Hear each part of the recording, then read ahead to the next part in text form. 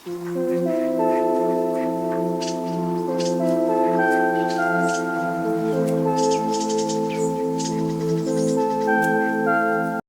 Video upload ചെയ്തിട്ട് ഏകദേശം 1.5 മാസത്തിന് മീതിയായി. എപ്പോഴും ഞാൻ ഷോർട്സാണ് ഇടുന്നത്. എല്ലാവരും ചോദിക്കുന്നുണ്ട് എന്താ നീ ലോങ് വീഡിയോ അപ്ലോഡ് ചെയ്യാത്തതെന്ന്. വേറെ പ്രത്യേകിച്ച് കാരണങ്ങളൊന്നുമില്ല. ഞാൻ ഇടയ്ക്ക് 2-3 എടുത്തിട്ട് എനിക്ക് എഡിറ്റ് ചെയ്യാൻ വയ്യാത്തതുകൊണ്ട് ഞാനെടുത്ത് ഡിലീറ്റ് ചെയ്ത് കളഞ്ഞ്. അത് തന്നെ സംഭവം. ഷോർട്സ് ആകുമ്പോൾ നമുക്ക് പെട്ടെന്ന് കാര്യം കഴിയുമല്ലോ. അപ്പം ഇത് ജൂലൈ 31 വ്യാഴാഴ്ച രാവിലെ എടുത്തൊരു ചെറിയൊരു വ്ളോഗാണ്, മോർണിംഗ് വ്ളോഗ്. ഞാൻ ഇത് അപ്ലോഡ് ചെയ്യുന്നത് ഓഗസ്റ്റ് 1-നായിരിക്കും, അതായത് ഇന്നത്തെ ദിവസം. അപ്പോൾ എല്ലാവർക്കും എൻ്റെ യൂട്യൂബ് ചാനലിലേക്ക് സ്വാഗതം. എൻ്റെ പേര് ദീപ്തി. നമ്മുടെ സ്ഥലം കൊല്ലം താന്നിയാണ്. എൻ്റെ ഹസ്ബൻഡിൻ്റെ സ്ഥലം, എൻ്റെ സ്ഥലം കൊല്ലം ചന്ദനത്തോപ്പ് കുഴിയത്താണ് കേട്ടോ. താന്നിയിൽ ഇച്ചാൻ്റെ വീട്ടിൽ ഞാനും ഇച്ചാനും പിള്ളേരും, പിന്നെ പപ്പ അമ്മ, പിന്നെ ഇച്ചാനും ഒരു ബ്രദറും കൂടെ ഉണ്ട് കേട്ടോ. അനിയനും വൈഫും മോനും സെപ്പറേറ്റ് അവർ വീട് വെച്ച് താമസം മാറിയായിരുന്നു കേട്ടോ. പിന്നെ ഇച്ചാന് ജോലി ഇലക്ട്രീഷ്യനാണ് കേട്ടോ, വയറിങ്ങും പ്ലംബിങ്ങും. പിന്നെ അതിൻ്റെ കൂടെ ഇച്ചാൻ ഇലക്ട്രോണിക്സിൻ്റെ വർക്കും ചെയ്യുന്നുണ്ട് കേട്ടോ. പിന്നെ പെൺപിള്ളേർ 2 പേരാണ് എനിക്കുള്ളത് കേട്ടോ. മൂത്താൾ 4th പഠിക്കുന്നു, ഇളയാൾ LKG പഠിക്കുന്നു. അതുപോലെ തന്നെ അനിയൻ്റെ മോനും LKG തന്നെ കേട്ടോ.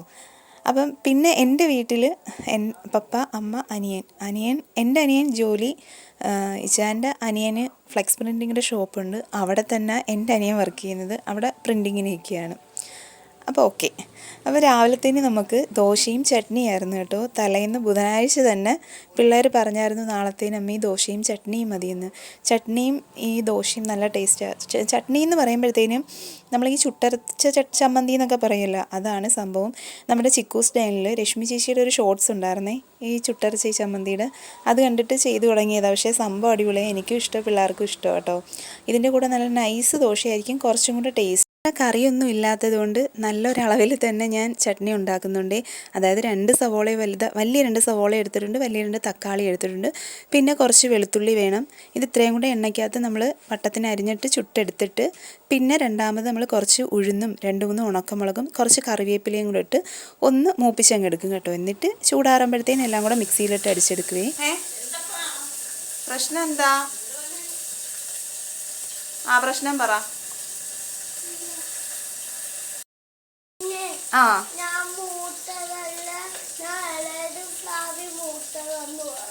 ആന്നാ, മോനല്ല മൂത്തത്, ഫ്ലാവിയാ മൂത്തത്. മോനാണാ മൂത്തത്. മോനിപ്പോൾ ഓഗസ്റ്റിൽ അടുത്ത മാസം 4 വയസ്സാകത്തേ ഇല്ലേ ഉള്ളു. ഫ്ലാവിക്ക് ഒക്ടോബറിൽ 5 വയസ്സാവും. അപ്പൊ ഫ്ലാവി അല്ലേ മൂത്തത്? പിന്നെ മോനാണാ മൂത്തത്. ഓക്കെ. അപ്പൊ പ്രശ്നം തീർന്നേ? ഓക്കെ ആയേ? ഓക്കെ. ഞാനവിടെ കിച്ചണിൽ ജോലി ചെയ്തുകൊണ്ട് ഇന്നിപ്പോൾ അവിടെ റൂമിൽ നല്ല അടി കിടക്കുന്നു കേട്ടോ. ഞാൻ ചോദിച്ചത് 2 പേർക്ക് എന്താ പ്രശ്നമെന്ന്. സംഭവമൊന്നുമല്ല, എൻ്റെ ഇളയാളാണ് മൂത്തത്. പക്ഷേ ഫ്ലാവി അത് പറഞ്ഞ, മോളുടെ പേര് ഫ്ലാവി എന്നാണ് കേട്ടോ. ഫ്ലാവി അത് മോനോട് പറഞ്ഞപ്പോഴത്തേന് അവനത് സമ്മതിക്കുന്നില്ല. യഥാർത്ഥത്തിൽ ഇവർ തമ്മിൽ 10 മാസത്തെ ഡിഫറൻസ് ഉണ്ട് കേട്ടോ. എൻ്റെ മോൾക്ക് 10 മാസം ഉള്ളപ്പോഴാണ് അനിയത്തി മോനെ പ്രസവിച്ചത്. അപ്പം അവസാനം പിന്നെ ഞാനത് സമ്മതിച്ചു കൊടുത്ത് മോനാ മൂത്തതെന്നുള്ളത്. അപ്പം പ്രശ്നം അവിടെ ഇവർ 2 പേരും കൂടെ അടുത്തടുത്ത് കുറച്ച് നേരം ഇരുന്ന് കഴിഞ്ഞാൽ അപ്പോഴേ അടിയാവും കേട്ടോ. ഇവിടെ ഞങ്ങൾ അമ്മച്ചി കളിയാക്കി പറയുന്നതെന്ന് വെച്ച് കഴിഞ്ഞാൽ കൊടുങ്കാറ്റും മിന്നലും ദൂരെ ഇരിക്കണം. ഇച്ചിരി നേരം അടുത്തിരുന്ന് പോയി കഴിഞ്ഞാൽ പിന്നെ പ്രശ്നം ഗുരുതരമാണ്. 2 പേരും കൂടെ നല്ല അടിയായിരിക്കും. അതേസമയം എൻ്റെ മൂത്ത മോളും മോനും ഡെറിക്കും കൂടെ ആണെങ്കിൽ ഓക്കെ, ഒരു കുഴപ്പമില്ല. ഇവരെനിക്ക് തോന്നുന്നു പ്രായം വലിയ വ്യത്യാസമില്ലല്ലോ, അതിൻ്റെ ആയിരിക്കും. അപ്പോൾ ഞാൻ അതെല്ലാം നല്ലതുപോലെ മൂപ്പിച്ചെടുത്തിട്ടുണ്ട്.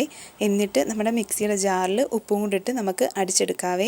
വെള്ളം ചൂടാക്കാൻ വെച്ചേക്കുന്നത് ഇളയാക്കി ഇപ്പോൾ കുറച്ച് ദിവസം കൊണ്ടെന്നല്ല, മഴ തുടങ്ങിയ സമയം മുതൽ രാവിലെ കുളിക്കുമ്പോഴത്തേന് നല്ല തണുപ്പല്ലേ. അപ്പോൾ കുറച്ച് വെള്ളം ചൂടാക്കി കൊടുത്താലേ ആൾ കുളിക്കാൻ വരത്തുള്ളൂ. അപ്പം അവൾക്ക് വേണ്ടി ഈ വെള്ളം ചൂടാക്കിയെടുത്തു. ആൾക്ക് പിന്നെ വലിയ പ്രശ്നങ്ങളും കാര്യങ്ങളും ഒന്നുമില്ല. മൂത്താളാണ് ഇത്. പുള്ളിക്കാരിയുടെ കാര്യങ്ങളെല്ലാം കറക്റ്റായിട്ട് അങ്ങ് ചെയ്തു പോയി കേട്ടോ. ഞാൻ എൻ്റെ 2ാമത്തെ മോളെ പ്രഗ്നൻ്റ് ആയപ്പോൾ മുതലേ അവളെക്കൊണ്ട് കുറേ കാര്യങ്ങളെല്ലാം അവളെക്കൊണ്ട് തന്നെ ചെയ്യിപ്പിച്ചതുകൊണ്ട് ഇപ്പം എനിക്ക് വലിയ പ്രശ്നമില്ല മൂത്താളെ കൊണ്ട്. പക്ഷേ ഇളയാൾ ഇച്ചിരി എല്ലാം പതുക്കെ രാവിലെ എഴുന്നേറ്റ് വരുമ്പോഴേ കുറച്ച് കരച്ചിലായിരിക്കും. ഇന്ന് സ്കൂളിൽ പോകണോ അമ്മി? തലേന്നേ ചോദിക്കും, അമ്മി നാളെ മഴ പറഞ്ഞിട്ടുണ്ടോ അമ്മി? അങ്ങനത്തെ ഒരാളാണ് കേട്ടോ. അപ്പം ഞാൻ പിള്ളേർക്ക് ലഞ്ചിനുള്ളതൊക്കെ റെഡിയാക്കുവാണേ. പിള്ളേർക്ക് സ്നാക്സിന് ഞാൻ ഈ ഫ്രൂട്ട്സും നട്ട്സും അങ്ങനെയുള്ള സാധനങ്ങളൊന്നും കൊടുത്തു വിടാറില്ല. അത് അവർക്ക് ഇഷ്ടമല്ല താനും. അവർക്ക് ഇങ്ങനെ ഈ മിച്ചറും ചിപ്സും ബിസ്ക്കറ്റ് അതൊക്കെ കൊണ്ടുപോയി കഴിക്കാനാണ് ഇഷ്ടം കേട്ടോ. പിന്നെ അതേ കണക്ക് തന്നെ 2 പേർക്കും അറിയിപ്പ് തന്നിട്ടുണ്ട് തോനെ ചട്നി വെക്കണമെന്നുള്ളത്. അപ്പം ഞാൻ തോനെ ചട്നി വെച്ച് കൊടുത്തിട്ടുണ്ട്. ദിയാമോക്ക് മൂത്തമോക്ക് 3 ദോശ വെച്ച് കൊടുക്കുന്നത്, ഇളയാൾക്ക് 1.5 ദോശയും വെച്ച് കൊടുത്തിട്ടുണ്ട്. സാധാരണ ദോശയും സാമ്പാറും ആണെങ്കിൽ ഇളയാൾക്ക് ഒരൊറ്റ ദോശ മതി. ഇന്നിപ്പോൾ എൻ്റെ അടുത്ത് പറഞ്ഞിട്ടുണ്ട്, ഇന്നലെ എൻ്റെ അടുത്ത് പറഞ്ഞായിരുന്നു ആൾ, അമ്മി ഒരു ദോശയുടെ പകുതിയും കൂടെ വെക്കണേന്ന് കേട്ടോ.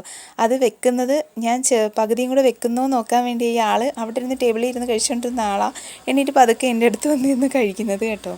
പിന്നെ അതേ കണക്ക് തന്നെ ഞാൻ രാവിലെ എഴുന്നേറ്റ് വരുമ്പം നമുക്ക് കാപ്പിക്കുള്ള ആ ഒരു ജോലിയായിരിക്കും ആ ഒരു സമയത്ത് ചെയ്യുന്നത്. പിള്ളേരെ കൊണ്ടാക്കി വന്ന് ഞാനും കഴിച്ചതിന് ശേഷം മാത്രമേ പിന്നെ ഉച്ചക്കലത്തെ നമ്മുടെ കറികളൊക്കെ ചെയ്യത്തുള്ളൂ കേട്ടോ.